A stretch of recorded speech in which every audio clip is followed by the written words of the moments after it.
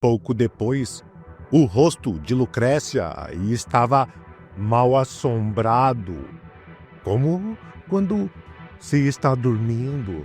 Pela varanda soprava o vento da chuva, as coisas estavam exorcizadas, a cortina voava como se alguém estivesse acabado de ter pulado e desaparecido pela janela. Parecia-se ouvir, através do silêncio, algo distante. Em breve, estava na cama. Formigas, ratos, morcegos, manada de éguas saíram sonâmbula dos esgotos. O sonho dela se desenrolava como se a terra não fosse redonda, mas plana e infinita. E assim houvesse tempo. O primeiro andar a sustentava no alto. Ela se exalava. Aos poucos, as coisas do quarto retomaram a própria posição, recuperando o modo de serem vista por ela. Agora, acordada, sua consciência era mais demente que o sonho. Acordar não trazia clareza. Em breve, continuava a sonhar através dos ramos, espiando tola o que via, porque mesmo se lembrar do próprio momento era inatingível. Eis que o grito de uma locomotiva na estação cortou o quarto em lamúria, sacudindo no sono todo o primeiro andar, tocada no meio da catástrofe, pálida, adormeceu mais. Um apito já longínquo fez a moça parar na parte já seca do sonho. Um número que encontrou abaixando-se para pegar uma pedrinha deu ao sonho momentos mais difíceis. A realidade, tão fragmentada quanto o sonho. O tempo avançava e a noite apodrecia. No quarto, o ar estava saturado da doçura e do amor da hora tardia. A moça procurava, envelhecendo, se preparando para o momento em que, afinal, encontrasse. Gemeu, arranhou o rosto e se arrastou no sonho como pôde. Era um trabalho esquadrinhar a poeira e examiná-la por horas. Esfregou um corrimão com a manga, esfregava, forjava, polia, torneava, esculpia, se inclinava no alto com um pano na mão, prestou atenção em um traço em que o pano não apagaria jamais todas as noites. Aquela moça ia esperar um pouco na praça de pedra, pôs-se de pé ao lado da estátua. Lá estava a colina em trevas. De súbito se virou para o outro lado da cama. Sonhou uma coisa instantânea, dura. A colina se recortou com a nitidez torta de um desenho.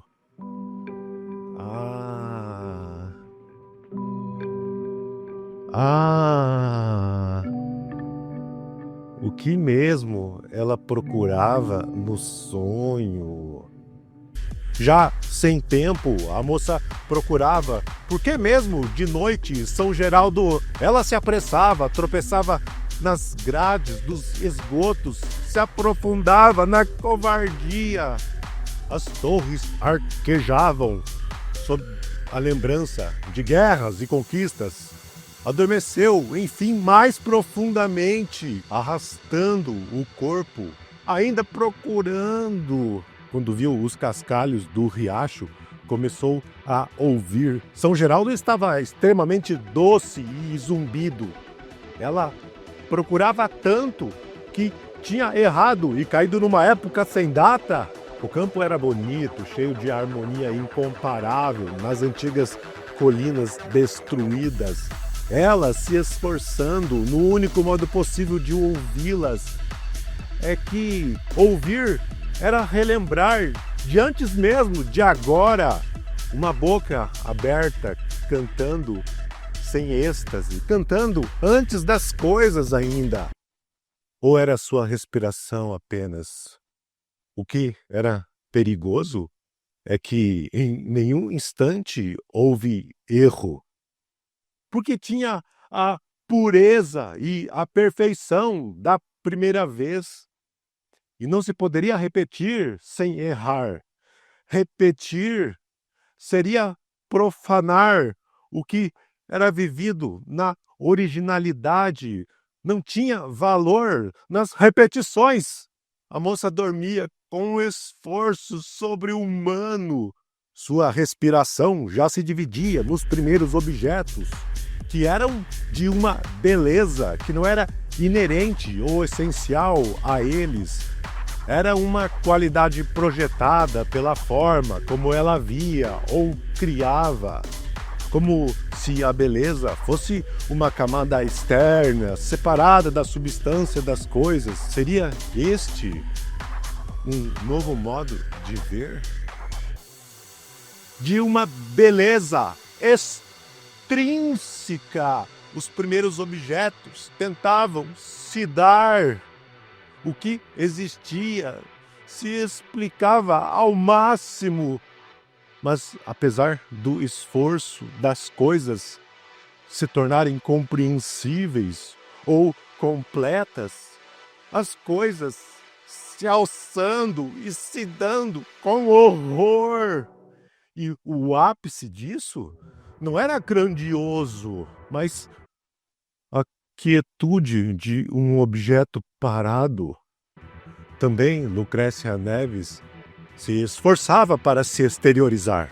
De súbito, acordou.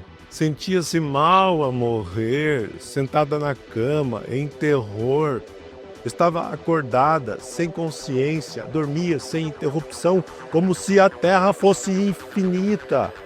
Dormia com paciência. Ela procurava. E agora era muito tarde. Sonhando ser grega, explicava seu segredo em forma de segredo. Ela era antes dos gregos pensarem ainda. Grega, numa cidade ainda não erguida, procurando designar cada coisa para que depois, através dos séculos, elas tivessem o sentido de seus nomes. Um momento anterior à civilização, tentando dar significado ao mundo. E sua vida erguia com outras vidas o que se perderia mais tarde na própria forma das coisas. Apontava com o dedo, antes mesmo das coisas terem forma. Seu destino, naquela época, era tão obscuro quanto agora em São Geraldo. O que sobrou de tão longe, de um passado tão vasto? O que tinha restado da Grécia? A insistência, pois que ela ainda apontava nas coisas, tentando dar-lhes sentido, e a estátua na escuridão. Os lábios de pedra haviam se crestado pelo tempo, e a estátua jazia nas trevas, no jardim, como um eco eterno e silencioso do passado, mas de uma eternidade sem glória, apenas vazia. Era como se a estátua soubesse demais, como se tivesse visto tudo e desistido de sentir. Só um desastre faria a estátua se encher de sangue, aquela cara deteriorada que tinha atingido o cinismo da eternidade. As órbitas vazias. Ela mesma, endurecida num só pedaço, se apegassem por uma perna, deslocariam o corpo todo. E assim a tinham colocado ali de qualquer jeito, caída, de pés juntos para cima, até que, cada vez mais roída pelo tempo, ela se erguesse um dia. Sobre os escombros reapareceria o dorso. Mas agora, só com o amanhecer se veria a pequena trinca. Um pardal voou. É cedo ainda. É cedo demais. Porém, na escuridão, já se vislumbravam os olhos da estátua. Já se adivinhava o mastro quebrado saindo da bruma. E já se pressentia onde terminaria o muro do jardim. É cedo demais. Porém, a pedra tinha sido ferida pelo amanhecer. E da boca enegrecida, em breve suspiro, nasceu o primeiro halo de umidade, a brisa sobre o rosto corroído, os edifícios altos e madrugadores. De súbito acordou. A moça encontrou as coisas já empalhadas pelo sol seco. Onde estava a tempestade da noite anterior, pela janela via calmas tropas de centauros nas nuvens. O quarto ainda é enorme, mas pela janela, no meio da sua incompreensão, a cidade era de uma realidade espantosa. Fios elétricos passando pela varanda aberta, e todo o seu agudo prosseguimento tinha uma iminência. É que era o dia, a moça ainda suspensa no quarto, às vezes se balançando nele, olhando de cima para baixo da cama, dependurada no chão. Nunca tinha sido hoje até então. São Geraldo estava enorme, os móveis sacudidos por uma violência constante que significava que eram 9 horas da manhã. Agora ela espiava. Já desperta, arguta Lucrécia, uma estrangeira, apenas protegida por uma raça de pessoas iguais. Pessoas olhavam as vitrines. O que tinha acontecido com a cidade da noite anterior? Como um morcego, a cidade era cega de dia. Nesse dia aconteceu de Lucrécia Neves estar na cozinha às 2 horas da tarde. E talvez por isso mesmo é que no amadurecimento esta tarde se aclarava particularmente pelas venezianas. O que tinha acontecido nesta tarde ultrapassou Lucrécia Neves numa vibração de som que se confundiu com o ar e não foi ouvida. Foi assim que ela escapou de saber.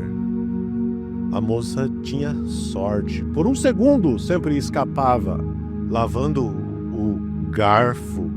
Lucrécia era uma roda pequena, girando rápida, enquanto a maior girava lenta. E dentro desta lenta, uma moça trabalhando. Assim, ela esquecia de quem ela era, do que estava fazendo. A vida virava um giro sem fim. Ela não sabia mais quem lavava e o que era lavado, mas às vezes, por um segundo, ela parava. Nesse instante, ela quase entendia algo maior. Parecia, enfim, ter ultrapassado as 1000 possibilidades que uma pessoa tem e estar apenas nesse próprio dia, com tal simplicidade que as coisas eram vistas imediatamente. A pia, as panelas, a janela aberta, a posição de cada coisa sob o seu olhar. Nada se esquivava. Lucrécia não possuía as futilidades da imaginação, mas apenas uma estreita existência do que via. No fundo mesmo, ela se julgava uma deusa. Foi talvez para exprimir sua divindade que a moça parou cansada, enxugando o suor da testa, passeando o olhar pelo vasto subúrbio ensolarado. Lá estavam as coisas, feitas para uma pessoa olhá-las. Olhou um pouco intrigada ao seu redor, forçando-se agora a exteriorizar com um pensamento mesmo o que acontecia fora dela. Nada acontecia, porém. Uma criatura estava diante do que via, tomada pela qualidade do que via, com os olhos ofuscados pelo próprio modo de olhar. A luz da cozinha era o seu modo de ver. As coisas parecem feitas, mesmo na profundeza, do modo como se lhes vê à superfície. Bem desejaria contar algo dessa claridade à sua mãe, mas estava remoendo a sua dificuldade de raciocinar. Naquela deusa consagrada pelas 2 horas, o pensamento quase nunca utilizado primarizou-se até se transformar em um sentido apenas. Seu pensamento mais apurado era ver. E quanto a contar a alguém o que tinha acontecido, tudo era simples demais, até mesmo estúpido. Toda a cozinha era uma visão de lado. Cada vez que se voltasse para o lado, a visão estaria de novo de lado. Depois de atravessar de novo os corredores em penumbra, a cozinha se abria em salão. 1 minuto a mais já a tinha transformado. Agora, o modo de olhar anterior já não servia. Nunca precisaria mais do que disso tudo. Essa era a questão. A coisa que está ali não se poderia senão ultrapassá-la. E para ultrapassá-la, teria que considerar que a coisa era uma suposição. Mas volta e meia não era mais hipótese. Era a coisa que está ali. Depois que guardou os pratos já enxutos, é que se iniciou a verdadeira história desta tarde. História que poderia ser vista de modos tão diversos que a melhor maneira de não errar seria a de apenas enumerar os passos da moça e vê-la agindo assim como apenas se diria uma moça em uma tarde. O que estava no quintal não era ornamento. Alguma coisa desconhecida tinha tomado por um instante a forma daquela posição. As coisas pareciam só desejar aparecer e nada mais. Eu vejo. Era apenas o que se podia dizer. Parando agora um momento diante do quarto de Ana, fechado a chave, olhando pelo buraco da fechadura, as coisas apareciam, tinham uma riqueza imóvel, pasmadas, que só desapareceria se abrisse a porta. Também a cidade deveria ser espiada assim. Quem espiasse se defenderia, como a coisa espiada, ambos fora de alcance. Assim Lucrécia espiava. Dentro de uma atenção máxima, ela era inconsciente. Vendo o muro cortado pela rasa varanda de ferros limpos, acontecia alguma coisa. Olhando, a moça parecia procurar impedir que existisse o muro alto com a varanda, mas de tal modo nada se podia fazer deles. Só olhar impotente e inexplicavelmente a sua existência. Tudo o que via se tornava real. Olhando agora, o difícil é que a aparência era a realidade. Sua dificuldade de ver era como se pintasse uma paisagem. De cada parede com um canto nascia algo irredutível. Uma parede com canto. Assim, as coisas não podiam mais ser reduzidas. Não havia erro possível. Tudo o que existia era perfeito. As coisas só começavam a existir a um ponto que já eram perfeitas. Abrindo agora o porão embutido, procurava um lugar para guardar a vassoura, olhando. Acontecia alguma coisa naquele canto, acontecia um tubo de borracha ligado a uma torneira, um casaco velho de pendurado no fundo, um fio elétrico enrodilhando um ferro. Ela estava olhando as coisas que, de algum modo, não se podia dizer, certos arranjos de forma despertavam-lhe aquela atenção oca, os olhos sem piedade, olhando a coisa, deixando-se ser olhada, ver as coisas, é que eram as coisas. Procurava, como modo de olhá-las. Ela mesma parecia ser sólida e a coisa a ser olhada. Olhando-as, quase cega, através de anos de obstinação, estava bruta, de pé, uma besta de carga ao sol. Essa era a espécie mais profunda de meditação de que era capaz. Estou tentando ver apenas a superfície das coisas, pensou ela, tão profundo e desconhecido que parecia ter ido a um descampado para pensar, de lá voltado rapidamente a fim de prosseguir. Mas ela tomava cuidado.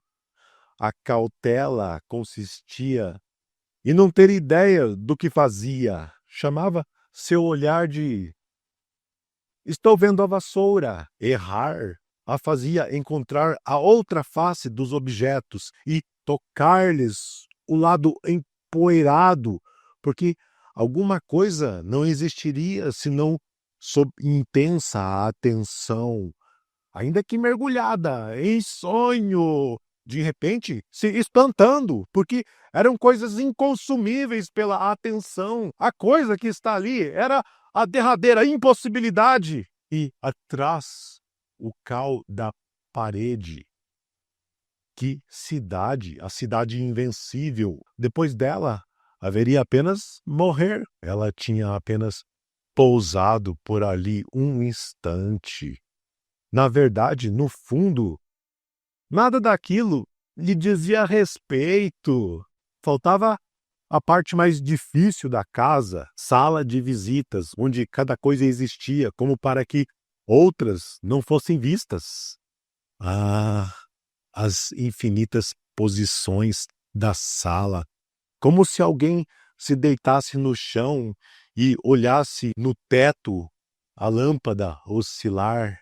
As coisas eram difíceis, porque se explicassem, não teriam passado de incompreensíveis a compreensíveis, mas de uma natureza a outra. Somente o olhar não as alterava. Olhando as unhas, era isto o que estava fazendo. Essas unhas embotadas pelo sabão no espelho, flutuava o conhecimento de toda a sala. As flores se exprimiam em pétalas. A cortina avançava até o meio da sala. Ana retirava cada dia a poeira, mas a calma penumbra ela não conseguia espanar.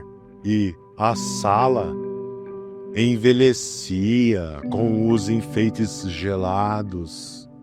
Porque Lucrécia Neves não os entendia, não sabia como olhá-los, procurava um modo, outro, e de repente lá estavam os enfeites na sala, ali, quase como uma palavra. Os enfeites. Como dizer que os enfeites estavam ali? Olhou ela com brutalidade. Essas coisas, feitas das próprias coisas, falsamente domesticáveis, apenas emprestadas. Uma coisa é emprestada à outra, e a outra é emprestada à outra, se conservando sobre as prateleiras, ou se mantendo indiferentemente no chão, ou no teto, impessoais, então. Lucrécia, ela própria, independente, tinha sido em vão que se tinha exposto tantas vezes no morro à espera de sua vez, porque agora parecia ter, enfim, atingido em si o máximo das coisas sob o olhar. O que não se sabe pensar, se vê. A máxima imaginação vinha de se ter visto. E assim se revelava o Deus impossível, onde as nuvens eram uma maneira de ele não estar na terra e as serras, o modo de ele estar mais longe ainda, como se sua presença fosse apenas insinuada de modo abstrato, percebida somente na sua ausência e na sua distância. A imensidão das serras vistas da janela eram um modo de ele existir sem ser acessível. E a janela era um vazio na parede. Talvez Lucrécia não estivesse alcançando o que estava ao seu redor e tivesse apenas atingido um passo antes da evidência da sala. Mas este é o lugar onde estão as coisas. O canto escuro da sala, a parede inclinada para trás, o ângulo, o relógio, flor, jarro, teto, chão, venezianas e, arremessada de longe, um objeto confuso que à frente, de cara, se formou nítido e engrandecido, uma cadeira. Lucrécia Neves olhou-a e fez com o rosto, imperceptivelmente, a expressão de quem vê uma cadeira. O pensamento, nesse instante, era, afinal, muito inocente e visível. Um pensamento com 4 pernas e um assento. Com esta reflexão, parecia ter possuído, até o fim, a perfeição das coisas. Durante o relento da noite, haviam crescido árvores copadas. A fumaça saía do bule enegrecido. A casa em sonho. Não se diria que, se concentrando em pequenos atos, ela gozava a manhã no sobrado. Sua vida tinha, às vezes, delicadeza. Enquanto fora, os ruídos da rua iam se animando, os primeiros ventos e os sons se entrelaçando.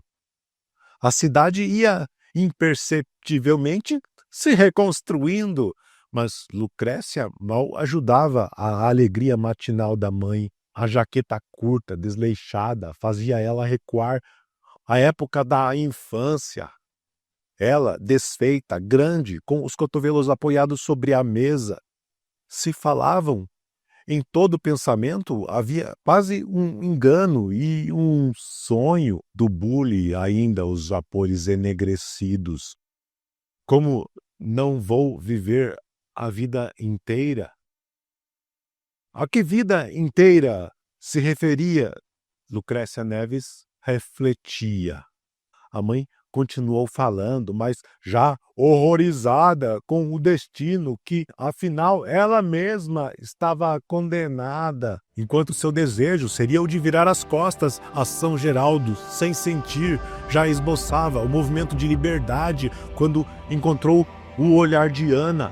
Lucrécia se levantou e entrava na sala, abaixando a cabeça para passar sob a porta, embora esta fosse mais alta que ela, imitando, em recompensa obscura, o hábito do pai morto e alto. Mal se sentava e a porta se abria e o rosto de Ana apareceu ao meio, sorrindo, como a face que se vê da lua.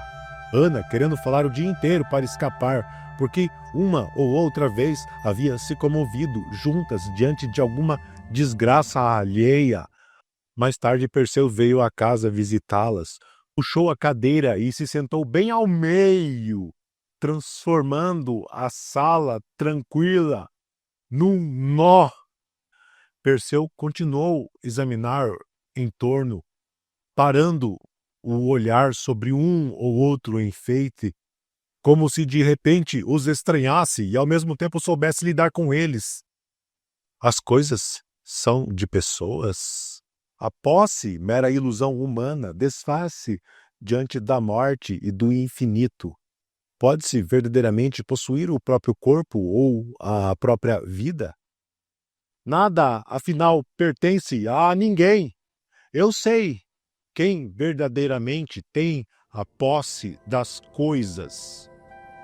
De Deus, por exemplo, respondeu Perseu, a voz carregada de decepção com a insuficiência da resposta. Ela, agora, quem parecia prestes a avançar, não são nem de Deus, são delas mesmos, cada coisa é de si mesmo. Começou a espiar as próprias mãos, como se estas não lhe pertencessem, fazendo virar e revirar, demonstrando a Perseu seu controle sobre o que supostamente lhe pertencia. Imaginou então, com ferocidade, destruir tudo num gesto que aniquilasse toda a posse que não fosse ele mesmo. E em breve, ambos distraídos, pareciam pensar na mesma coisa, no amor falhado há poucos minutos. Pela varanda vinha um cheiro, o cheiro de campo, invadindo tudo que São Geraldo tinha. Ela entorpeceu-se até cochilar. O espírito liberto tinha se juntado ao vento pela janela aberta e cada vez mais nítida. Ela era um objeto da sala. O corpo emergia de sua forma.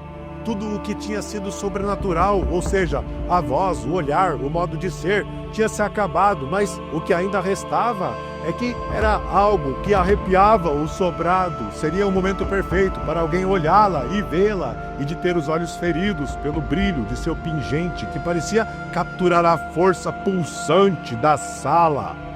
A porta se abriu e a mãe acordou-a. Muito tempo havia passado. Você está bem? Perguntou a mãe. Refazendo-se a custo, em nova maternidade e saindo para buscar o leite, Lucrécia Neves sorria em mistério e estupidez. Sentia fome, sim. Parecia mesmo gorda, de fato tinha atingido uma idade. De agora em diante talvez não tivesse nada mais a perder. Agora seria tarde demais, mesmo para morrer.